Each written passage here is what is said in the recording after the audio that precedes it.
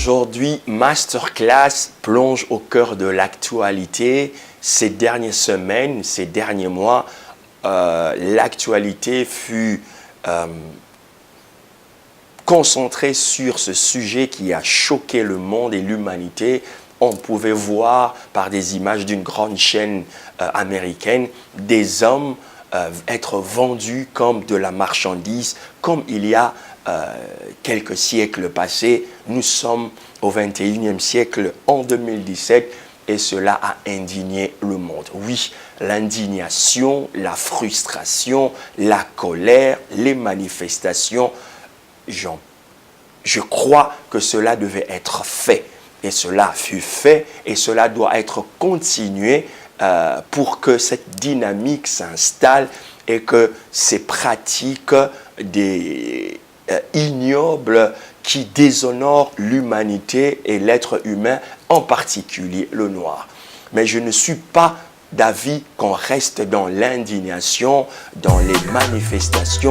Il faudrait qu'on progresse, il faudrait qu'on aille plus loin et qu'on change ce paradigme et qu'on change ces données et qu'on change cette histoire. Cela commence par des petites choses que nous, en tant qu'individus, ou certains en tant qu'organisations, associations, et voire même plus loin, les gouvernements de nos nations. L'homme noir n'est pas inférieur à l'homme blanc. L'homme noir n'est pas maudit. L'homme noir n'est pas un homme de violence, n'est pas un homme qui n'est pas intelligent. C'est un système qui a été bâti, qui a été imposé à nos continents, à l'homme noir, à l'homme africain en particulier, pour que ce dernier se sente toujours inférieur. I'm black, I'm proud. Je suis noir et je suis fier et je suis africain. Je suis le pasteur Serge Ndala, je suis coach, je suis mentor, et aujourd'hui, c'est juste pour élever 2-3 petits points qui nous permettront de sortir de cette forme d'esclavage mental. Il n'y a rien de pire. Je ne minimise pas, je ne sous-estime pas l'indignation ou cette chose horrible que de considérer une personne humaine comme une chose, comme une marchandise. Mais que cela ne tienne, il y a de ces personnes qui ne vivent pas un esclavage corporel, qui ne sont pas vendus, mais qui ont la mentalité d'esclaves, qui se considèrent inférieurs aux autres, qui pensent que ce qui vient des autres, ou des blancs, ou des occidentaux, ou des asiatiques, est mieux, et supérieur à ce que les noirs font. Il faudrait que déjà, dans nos systèmes, qu'on puisse réduire et carrément changer dans le système éducatif l'histoire. Je me rappelle, étant enfant, j'ai étudié la Révolution française. J'ai retenu les dates. J'ai retenu les personnages clés en 1789. J'ai retenu la prise de la Bastille. J'ai retenu l'histoire de Charlemagne. J'ai retenu l'histoire de Louis XIV.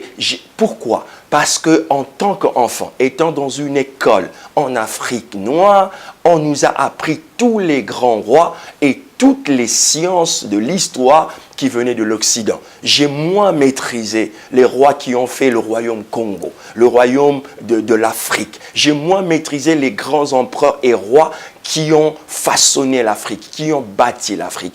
Et j'ai compris aujourd'hui que cela est un vice, cela est une erreur.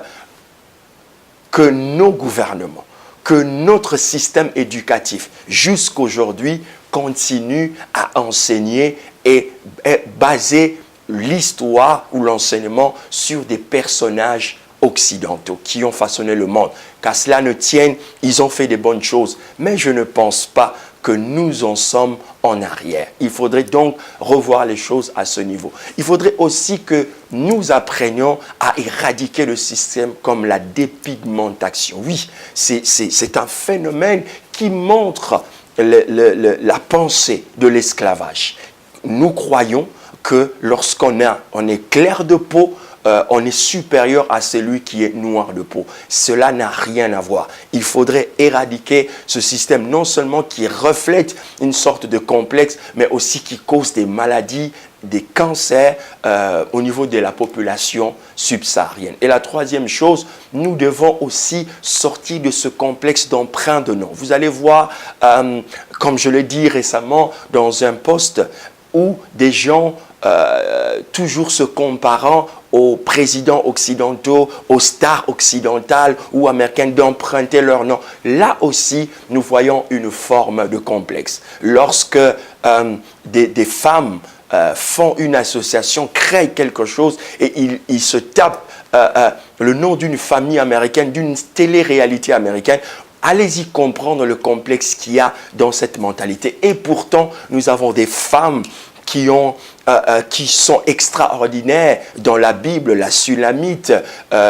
Nous voyons la reine de Séba, qui est une noire, qui a fait déjà des choses extraordinaires. L'histoire nous parle de Cléopâtre, pour ne citer que celle-là. Donc, nous en avons eu, nous en avons et nous en aurons toujours.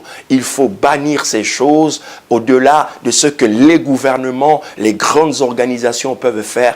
Individuellement, tu peux faire quelque chose pour que ton frère noir, ta sœur noire, tes parents noirs ne se sentent plus jamais complexés devant aucune race. Il n'y a pas de guerre de race, il n'y a pas de guerre des civilisations. C'est juste pour que l'homme noir, la femme noire comprennent qu'il a de la valeur et qu'il est extraordinaire.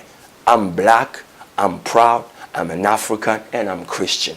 Je suis le pasteur Serge Ndala. Et c'était Masterclass. Que Dieu vous bénisse.